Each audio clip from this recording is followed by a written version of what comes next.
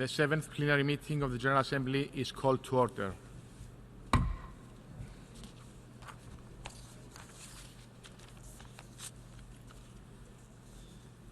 The Assembly will hear an address by His Excellency Arthur Peter Mutharika, President of the Republic of Malawi. I request protocol to escort His Excellency.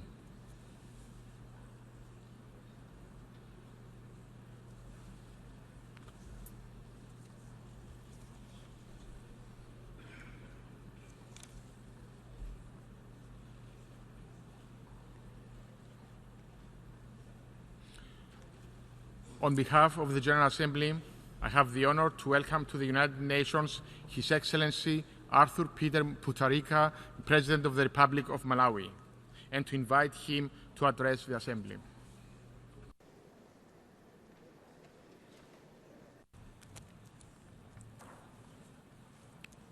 Your Excellency, Ms. Maria Fernandez Espinosa, President of the General Assembly, Your Excellency, Madam Amina Mohammed, Deputy Secretary General of the United Nations, Your Excellencies, Heads of State and Government, distinguished delegates, ladies and gentlemen.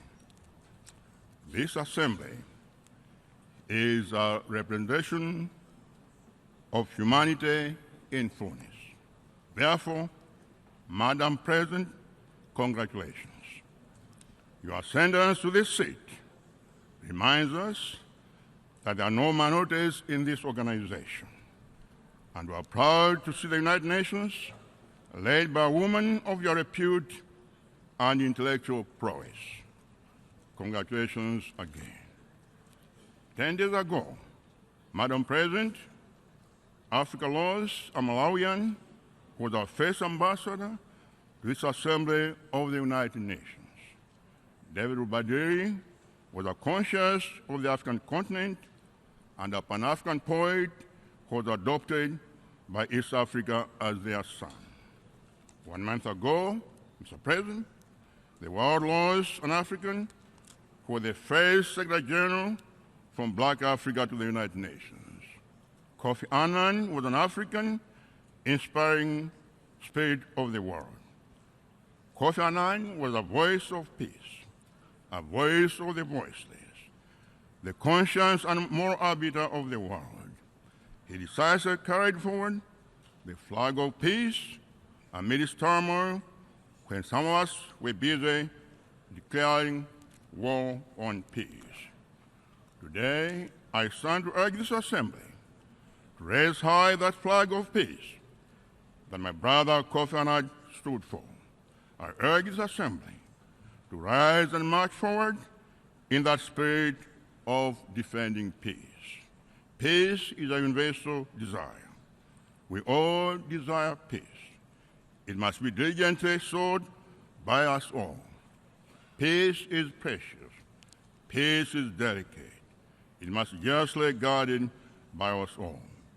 We cannot sit here as a broad assembly while out there human communities are being driven out of their homes, forced to abandon their countries, and condemned to unknown destinies of homeless survival. Every human needs a home. We cannot be a proud humanity when out there innocent children, voiceless men, and vulnerable women are suffering and being killed. Every life is precious. History will measure our global leadership and the legacy of this organization on the scales of how we defend the defenseless, feed the hungry, and empower the weak.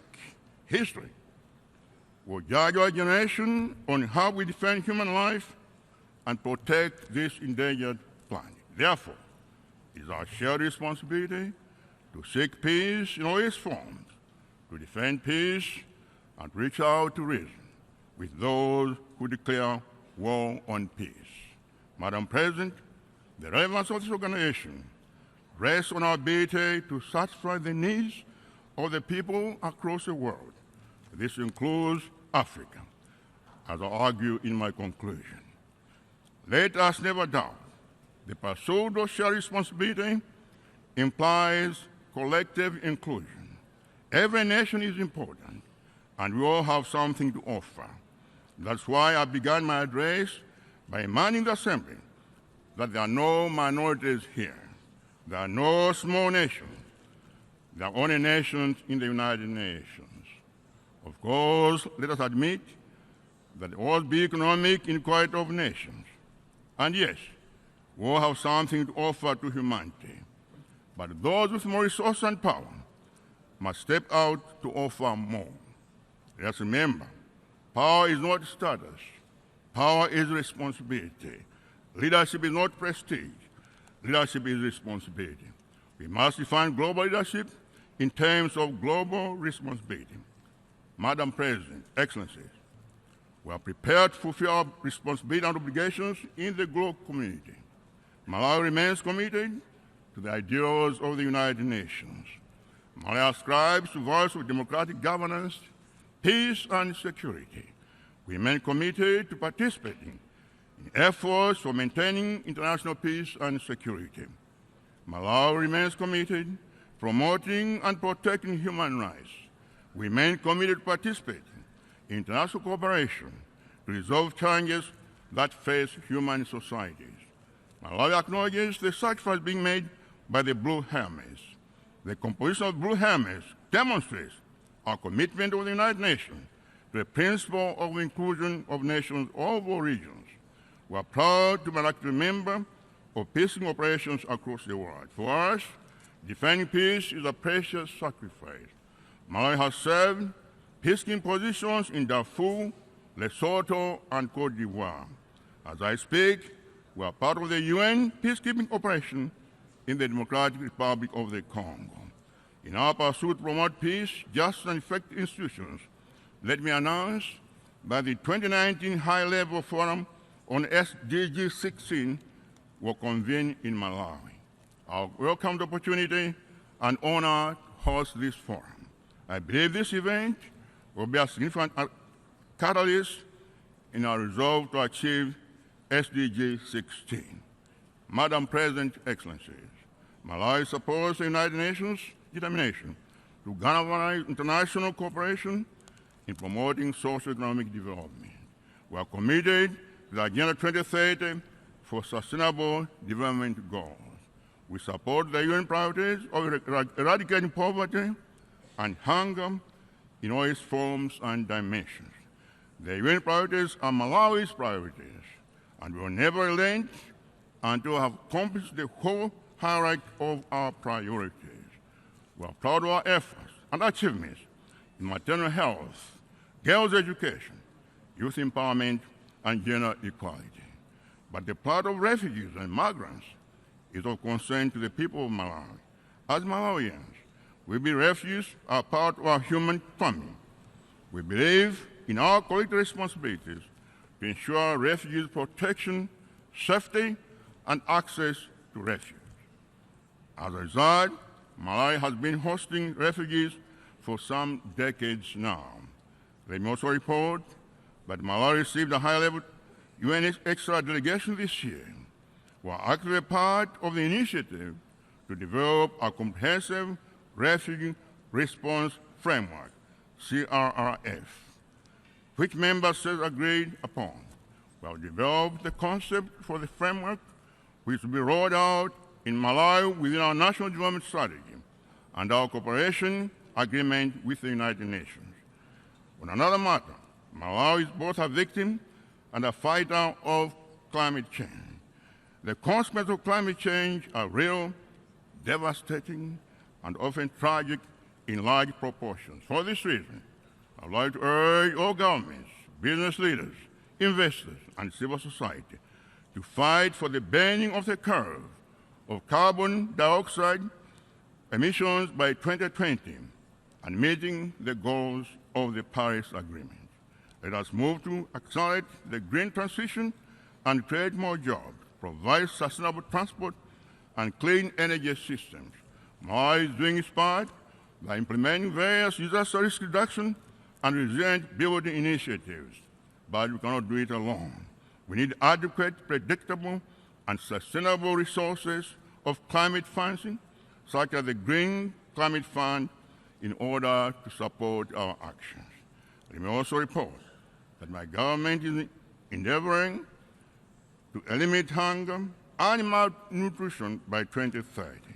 Given the wholesale consequences of climate change, food insecurity and malnutrition are serious threats in a country that relies on subsistence rain-fed agriculture. We believe that inclusive and resilient economic growth is key to overcoming hunger and reducing poverty. In this regard, we have in the past 4 years relentlessly pursued macroeconomic measures that are now improving Malawi's economy. We have stabilized the economy within 4 years in spite of natural disasters of floods, drought, and hunger that hit Malawi for 2 consecutive years. Within 4 years, 4 troubled years, we have reduced inflation from 24% to single digits. We have reduced interest rates from 25% to 16%.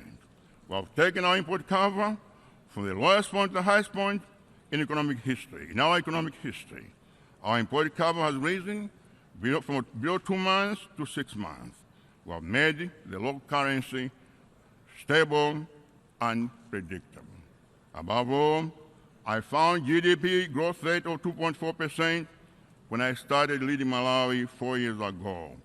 Now we expect growth of 4% in our 2018-2019 financial year. And we expect this growth to rise to 6% in 2019. We are improving these macroeconomic indicators because a bad economy is injustice to its citizens. At the same time, we continue focusing on the justice of specific sectors of our society. We are fighting against violence against women and girls. There will be no human society can meaningfully develop without marginalizing the women. Development must always be inclusive. With support from the United Nations and other development partners, particularly the European Union, Malawi will, 2019, implement the Spotlight Initiative in a bid to eliminate violence against women and girls. Again, no society can progress without the youth. Malawi is therefore implementing a number of youth programs. This includes a skills development program that involves establishing community technical colleges. We're employing the youth with skills for them to create jobs and businesses from themselves and others. We believe no society can develop without skilled labor force. Our urgent need is to train the trainers in this youth program. Let me also add that Malawi believes that citizens of a nation must have legal identities. Malawi has fulfilled this principle. Today, over 95% of my people, aged 16 and above, have national identity cards. And we are in the process of integrating the national ID to be used in education, finance, agriculture, security, social welfare, and other public institutions.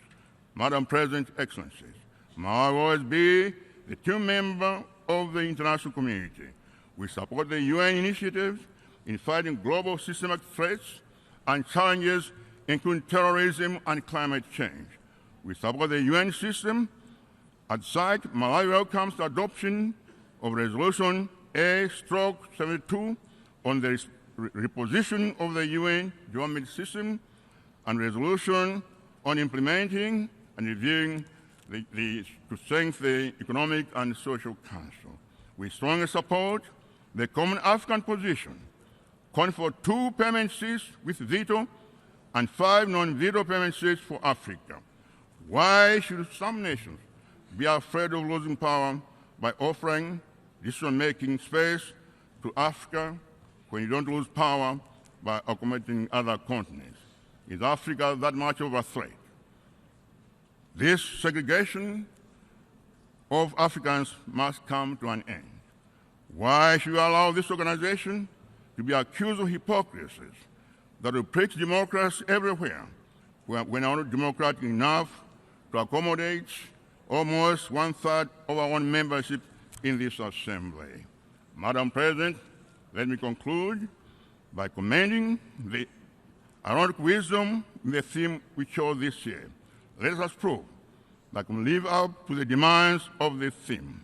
We cannot talk about shared responsibility while we marginalize Africans and deny them full participation in our decisions. We cannot talk about global leadership of the nations when African leadership is not on the decision-making tables. In any political system, we cannot claim relevance to the people that we deny. Our time has come to make the United Nations relevant to all people. Our time has come to show global leadership that's inclusive of all nations. Our time has come to pledge shared responsibilities together with Africa and the rest of the world. And our time has come for this assembly to listen to the voice of Africa. Let us listen. I thank you for attention.